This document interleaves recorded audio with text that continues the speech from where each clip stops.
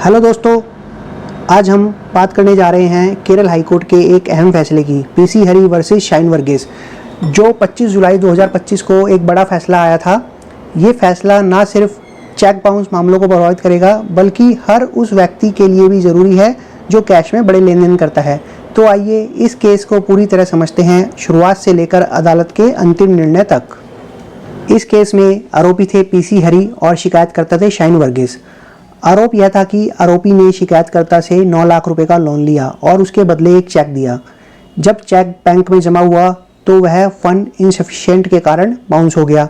शिकायतकर्ता ने section 138 negotiable instrument act 1881 के अकॉर्डिंग मामला दर्ज करवाया। ट्रायल कोर्ट ने आरोपी को 1 साल की सजा दी और 9 लाख रुपए का मुआवजा देने का आदेश दिया। सेशन कोर्ट ने भी इस फैसले को बरकरार रखा। फिर आरोपी ने हाई कोर्ट में रिवीजन पिटीशन दाखिल की। हाई कोर्ट के सामने सबसे बड़ा सवाल ये आता है कि क्या 20,000 से ज़्यादा कैश लोन जो इनकम टैक्स एक्ट की सेक्शन 269 SS का उल्लंघन करता हो, उसे लीगली इन्फोर्सिएबल डेब्ट माना जा सकता है, ताकि उस पर सेक्शन 138 NI एक्ट के तहत चेक्स बाउंस का केस चल सके। फिर शिकायतकर्ता ने खुद अदालत में माना कि 9 लाख की रकम कैश में दी गई थी। यह सीधे सीधे section 269 SS income tax act 1961 का उल्लंघन है, जो कहता है कि 20,000 से ज़्यादा का लोन केवल बैंक ट्रांजैक्शन के जरिए ही दिया जा सकता है। यह रकम शिकायतकर्ता के इनकम टैक्स रिटर्न में नहीं दिखाई गई थी, यानी यह अनअकाउंटेड कैश है। इस तरह का कर्ज गैर कानूनी है, इसलिए इनलीगली इन्फोर्सिएबल डेब्ट नहीं हो सकता। आरोपी ने शुरुआत में ही यह बात कही है कि शिकायतकर्ता के पास इतनी रकम का सोर्स नहीं था। शिकायतकर्ता ने अपने तर्कों में कहा कि अगर सेक्शन 269 SS का उल्लंघन हुआ भी है तो इनकम टैक्स एक्ट के तहत केवल पेनल्टी जो कि 271D लगाती है, लेन देन वॉइड नहीं होता। कुछ हाई कोर्ट के फैसलों को भी बताया गया, जिसमें बॉम्बे SC हाई कोर्ट ने कृष्णा P मोराजकर केस में कहा कि टैक्स कानून का उल्लंघन चेक बाउंस केस को रोकने का आधार नहीं है।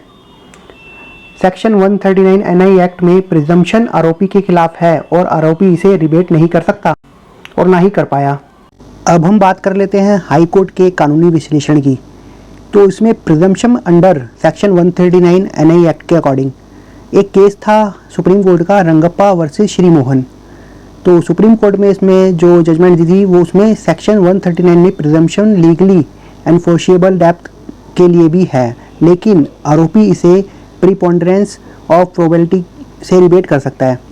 अब cash loan and section 269 SS IT act के अकॉर्डिंग 20,000 से ज़्यादा cash loan deposit income tax act के तहत प्रतिबंधित है, कुछ एग्जाम्पशन को छोड़कर। अब वो क्या हो सकते हैं वो मैं आपको फिर कभी बताऊंगा। फिर है उल्लंघन पर सेक्शन 271D के तहत पेनल्टी और उतनी ही रकम पर लगेगा, और सेक्शन 273B के अकॉर्डिंग बताता है कि अगर वैलिड एग्जाम्पशन हो तो पेनल्टी नहीं लगेगी। कोर्ट पॉलिसी और व्यू जो थे उसमें अगर ऐसे कैश ट्रांजैक्शन को क्रिमिनल कोर्ट में वैलिड माना जाता है तो यह पैरेलली इकोनॉमी और ब्लैक मनी और टैक्स एविएशन को बढ़ावा देगा। यह डिजिटल इंडिया और कैशलेस इकोनॉमी के लक्ष्य के खिलाफ है।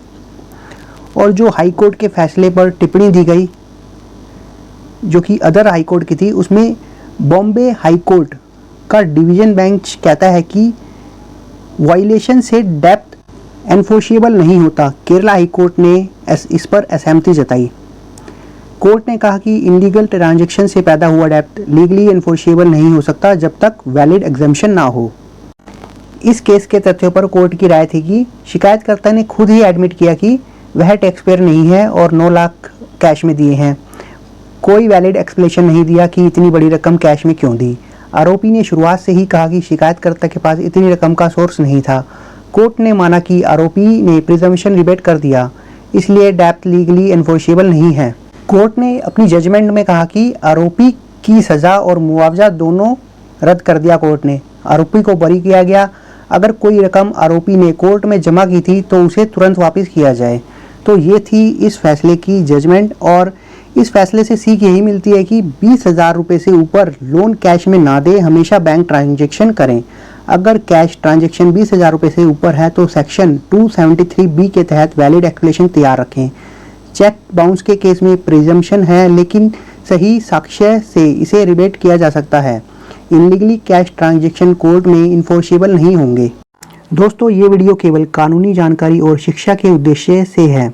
अगर आप भी चेक बाउंस या किसी अन्य कानूनी समस्या का सामना कर रहे हैं और अपने अधिकारों व कानूनी स्थिति को समझना चाहते हैं तो आप कमेंट कर सकते हैं या व्हाट्सएप कर सकते हैं या हमें मेल कर सकते हैं। कानून की जानकारी, आपके अधिकारों की रक्षा ही हमारा कर्तव्य है, क्योंकि जागरूकता ही न्याय की पहली सीढ़ी है।